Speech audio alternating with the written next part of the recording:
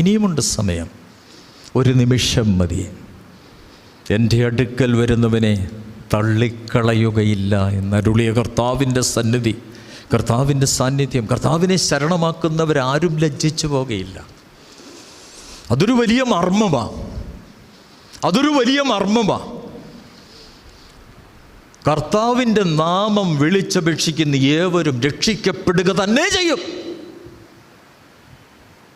ബാലസിംഹങ്ങളും ഇരകിട്ടാതെ വിശന്നിരിക്കും. ദൈവത്തെ അന്വേഷിക്കുന്നവർക്ക്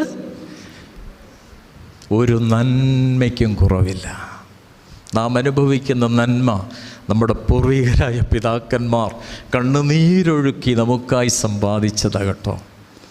അത് വരും തലമുറയ്ക്ക് കൊടുക്കുവാൻ നമുക്ക് സാധിച്ചിട്ടുണ്ടോ? നമ്മൾ ആ ഡിപ്പോസിറ്റ് തീർത്തതല്ലാതെ എൻ്റെ വലിയപ്പനും വലിയമ്മയും